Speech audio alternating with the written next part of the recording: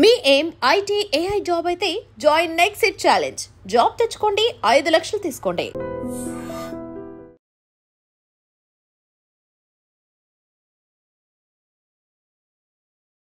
ఏడు దశాబ్దాల భారతీయ రాజకీయ చరిత్రలో మరెవరికీ దక్కనటువంటి అరుదైన, అనూహ్యమైన అండ్ అసాధారణమైన ఘనత ఆయనది. ఓ సామాన్య కుటుంబంలో జన్మించి అంచెలంచెలుగా ఎదుగుతూ భారతదేశ ప్రధానమంత్రి కావడం అంటే మామూలు విషయం కాదు. అటువంటి ఘనత సాధించినటువంటి వ్యక్తే మన ప్రధానమంత్రి నరేంద్ర దామోదర్ దాస్. భారతదేశ 15వ ప్రధానమంత్రిగా పీఠాన్ని అధిరోహించారు. విజయవంతంగా 2 సార్లు ప్రధానిగా బాధ్యతలు చేపట్టిన ఆయన ముచ్చటగా 3వసారి కూడా ఇప్పుడు పార్లమెంట్ ఎన్నికల్లో బీజేపీని గెలిపించి 3వసారి కూడా ప్రధానమంత్రిగా ప్రమాణ స్వీకారం చేసి మనందరినీ కూడా సేవలు అందిస్తున్న సిచ్యువేషన్. నరేంద్ర మోడీ బాల్యం కానీ విద్యాభ్యాసం కానీ ఎలా సాగింది? నరేంద్ర మోడీ పూర్తి పేరు నరేంద్ర దామోదర్ దాస్ మోడీ.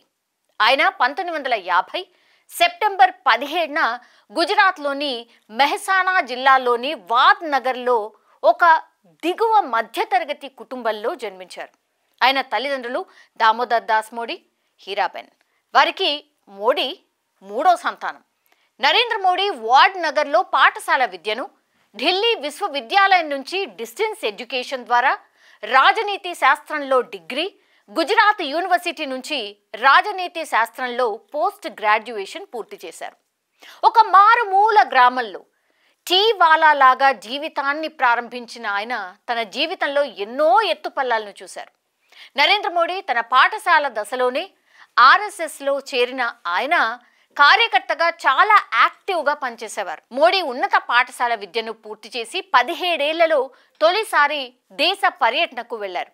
ఈ సమయంలోనే మధ్యప్రదేశ్, ఉత్తరప్రదేశ్, బీహార్ రాష్ట్రాల మీదుగా పశ్చిమ బెంగాల్లోని కలకత్తా, అట్లాగే డార్జిలింగ్ వరకు వెళ్లారు.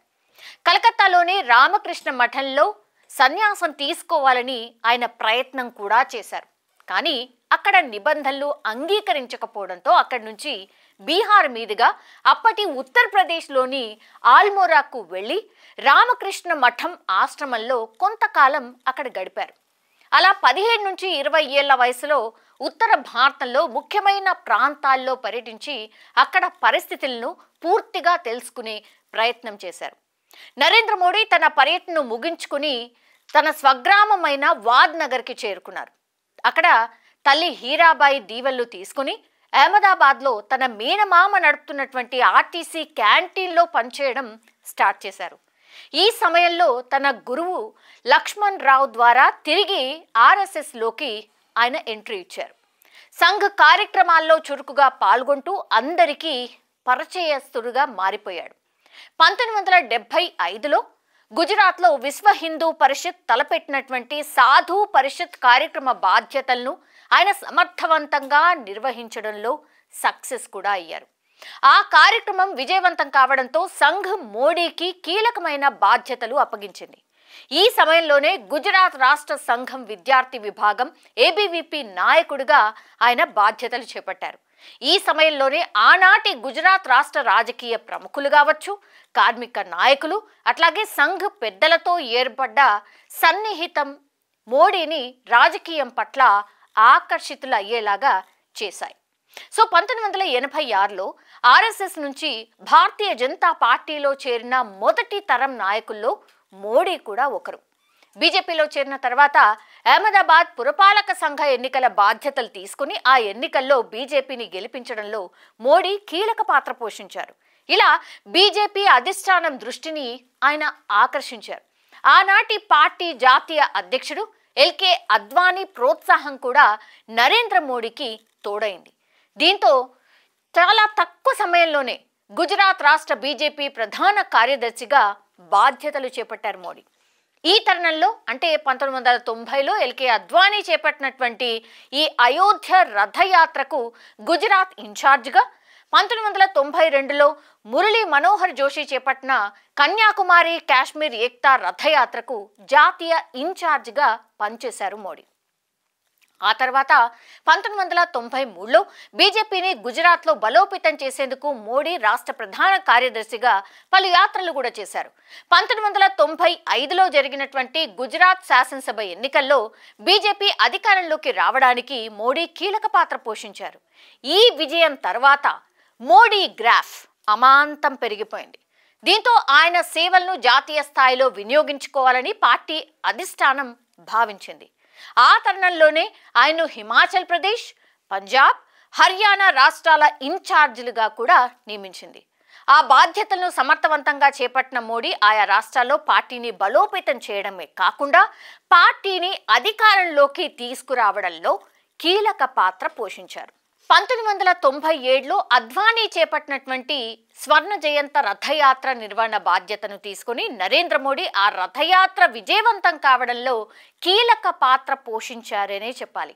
ఇలా నరేంద్ర మోడీ సాధించిన విజయాలను గమనించిన ఆర్ఎస్ఎస్, బీజేపీ నాయకత్వం ఆయన్ను 1998లో బీజేపీ జాతీయ కార్యదర్శిగా నియమించింది. సో 1998, 1999లో జరిగినటువంటి లోక్సభ ఎన్నికల్లో బీజేపీ నాయకత్వంలోనే ఎన్డీఏ కూటమి అధికారంలోకి వచ్చింది. మరోవైపు పార్టీ ప్రధాన కార్యదర్శిగా ఉంటూనే 1998లో జరిగిన గుజరాత్ శాసనసభ ఎన్నికల్లో తన వ్యూహాలతో బీజేపీని గెలిపించారు. దీంతో పార్టీలో సీనియర్ నేత కేశుభాయ్ పటేల్ ముఖ్యమంత్రి అయ్యారు. 2000 సంవత్సరంలో గుజరాత్లోని కుచ్ ప్రాంతంలో సంభవించిన భారీ భూకంపం తర్వాత సహాయ కార్యక్రమాలు చేపట్టడంలో కేశుభాయ్ ప్రభుత్వం విఫలమైందని ప్రతిపక్షాలు పెద్ద ఎత్తున విమర్శలు చేశాయి. దీంతో బీజేపీ అధిష్టానం కీలక నిర్ణయం తీసుకుంది. 2001 అక్టోబర్లో నరేంద్ర మోడీని గుజరాత్ సీఎంగా ప్రకటించి మోడీకి సీఎం పీఠాన్ని అందించింది. ఇలా 2001లో తొలిసారి గుజరాత్ సీఎంగా పదవీ బాధ్యతలు చేపట్టారు మోడీ. 2002లో గోధ్రాలో సబర్మతి ఎక్స్ప్రెస్ ఘటనతో రాష్ట్ర వ్యాప్తంగా మోడీ సీఎంగా రాజీనామా చేయాలనే డిమాండ్ పెద్ద ఎత్తున వచ్చింది. దీంతో ఆయన రాజీనామా చేసి మళ్లీ ఎన్నికలను ఎదుర్కొన్నారు. 2002 డిసెంబర్లో జరిగిన గుజరాత్ శాసనసభ ఎన్నికల్లో మొత్తం 182 స్థానాలకు గాను బీజేపీ 126 స్థానాల్లో విజయం సాధించడంతో మోడీ వరుసగా రెండోసారి సీఎం పీఠాన్ని అధిరోహించారు. ఆయనపై ఎన్నో విమర్శలు వచ్చినా కూడా వాటిని సమర్థవంతంగా తిప్పికొట్టారు. తన అధికారాన్ని సుస్థిరం చేసుకున్నారు. గుజరాత్ను మోడల్ స్టేట్గా తీర్చిదిద్ది దేశవ్యాప్తంగా ఉత్తమ సీఎంగా పేరు కూడా తెచ్చుకున్నారు. ఇలా నరేంద్ర మోడీ 2001 నుంచి 2014 వరకు వరుసగా 4 సార్లు గుజరాత్ సీఎంగా ఉన్నారు. 2013లో కర్ణాటక శాసనసభ ఎన్నికల్లో బీజేపీ విజయానికి గుజరాత్ మోడల్ అనే అంశం ఎంతగానో ఉపకరించింది. ఈ ఎన్నికల్లో విజయం సాధించిన వెంటనే బీజేపీ అధిష్టానం నరేంద్ర మోడీని ప్రధానమంత్రి అభ్యర్థిగా ప్రకటించింది. అయితే ఎల్కే అద్వానీ వంటి సీనియర్లు ఆయన అభ్యర్థిత్వాన్ని ఒప్పుకోకున్నా ఆయన ఫాలోయింగ్, ఆయన గ్రాఫ్ని చూసి అంగీకరించాల్సినటువంటి పరిస్థితి వచ్చింది. 2014 సార్వత్రిక ఎన్నికల్లో భారతీయ జనతా పార్టీ నాయకత్వంలోని ఎన్డీఏ కూటమి గణనీయమైన స్థానాలు సాధించింది. నరేంద్ర మోడీ కూడా వారణాసి నుంచి దాదాపు 5 లక్షల భారీ మెజార్టీతో గెలుపొందారు. బీజేపీ నాయకత్వంలోని ఎన్డీఏ అత్యధిక సీట్లు కైవసం చేసుకోవడంలో 2014 మే 26 నరేంద్ర మోడీ భారతదేశ 15వ ప్రధానమంత్రిగా ప్రమాణ స్వీకారం కూడా చేశారు. ప్రధానమంత్రిగా ఆయన ఎన్నో కీలక నిర్ణయాలు కూడా తీసుకున్నారు. అందులో పెద్ద నోట్ల రద్దు కావచ్చు, జీఎస్టీ అమలు కావచ్చు, ఆర్టికల్ 370 రద్దు, ఉమ్మడి పౌరసత్వ సవరణ చట్టం, ట్రిపుల్ తలాక్ రద్దు కావచ్చు, రామ మందిర నిర్మాణం వంటి ఎన్నో సంచలన నిర్ణయాలను తీసుకోవడం మాత్రమే కాకుండా వాటిని అమలు చేసిన ఘనత కూడా మోడీకే దక్కింది. పీఎం కిసాన్ సమ్మాన్ నిధి, ప్రధానమంత్రి ఉజ్వల యోజన, శ్రమయోగి మాన్ధన్ యోజన, ఆరోగ్య సంరక్షణ కార్యక్రమం, Ayushman Bharat, Pradhan Mantri Jan Dhan Yojana, Jan Suraksha, PM Kisan Samman Nidhi, make in India, yoga Divas వంటి పథకాలు కూడా ఎన్నో ప్రవేశపెట్టారు. అలా ప్రజల్లో ఒక దార్శనికుడుగా గుర్తింపు పొంది 2019 ఎన్నికల్లో మరోసారి గెలిచి రెండోసారి ప్రధాని పీఠం అధిరోహించారు మోడీ.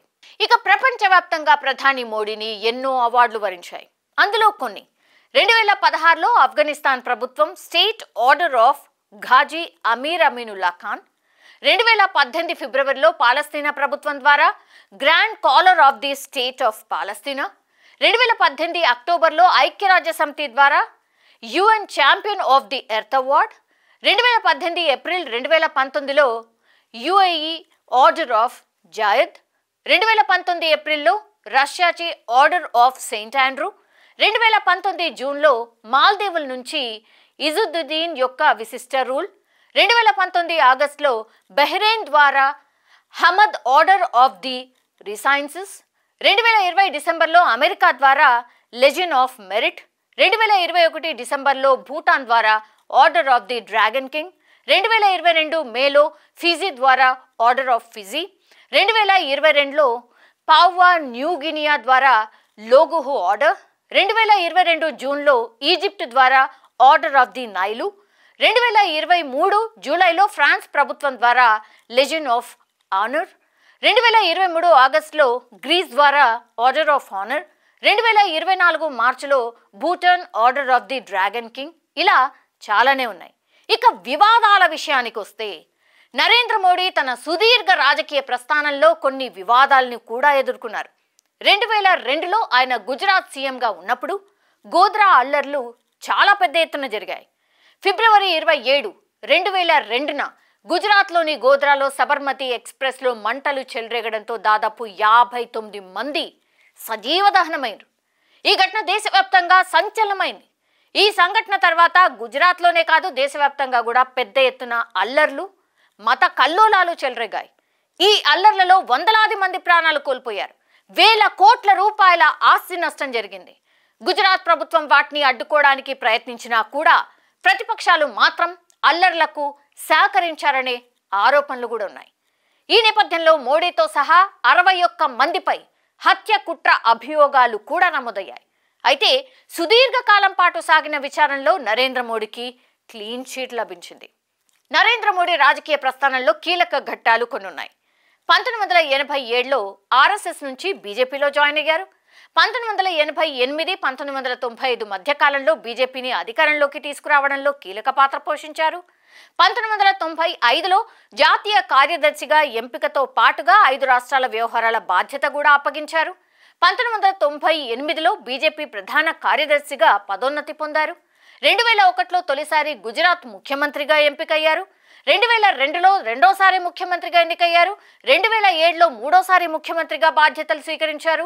2012లో నాలుగోసారి ముఖ్యమంత్రిగా ప్రమాణ స్వీకారం చేశారు. 2013లో బీజేపీ పార్లమెంటరీ పార్టీ బోర్డులో సభ్యుడిగా నియామకమయ్యారు. 2013లో బీజేపీ ఎన్నికల ప్రచార కమిటీ బాధ్యతలు స్వీకరించారు. 2013లో భారతీయ జనతా పార్టీ ప్రధానమంత్రి అభ్యర్థిగా ఎంపికయ్యారు. సో ఇక్కడే I think turning point 2013 Narendra మోడీకి. ఇక 2014 సార్వత్రిక ఎన్నికల్లో బీజేపీ సంపూర్ణ మెజార్టీతో గెలుపొందింది. 2014 మే 26న ప్రధానమంత్రిగా మొదటిసారి ప్రమాణ స్వీకారం చేశారు మోడీ. 2019లో రెండోసారి ప్రధానమంత్రిగా ప్రమాణ స్వీకారం చేశారు. 2024లో మూడవసారి ప్రధానమంత్రిగా ప్రమాణ స్వీకారం చేశారు నరేంద్ర మోడీ. సో ఇలా నరేంద్ర మోడీ బయోగ్రఫీ ఇది. పుట్టినరోజు జరుపుకుంటున్నటువంటి మన ప్రధానమంత్రి నరేంద్ర మోడీ గారికి పుట్టినరోజు శుభాకాంక్షలు. నిజంగా ప్రస్తుతం ఉన్నటువంటి సమాజం దేనికి ప్రయారిటీ ఇస్తుంది? ఆర్థిక సంబంధాల చుట్టూ మాత్రమే తిరుగుతుంది. మళ్ళీ ఎన్నికలంగానే చాలా విరక్తి కలుగుతాను. మంచి అనిపిస్తుంది కదా, లేడీస్ కూడా ఛాలెంజింగ్ జాబ్స్ చేసినప్పుడు చాలా బాగుంటది. ఫుడ్ డెలివరీ ఇవ్వటానికి వెళ్ళినటువంటి డెలివరీ బాయ్ అనిల్ పై కళ్ళ ముందు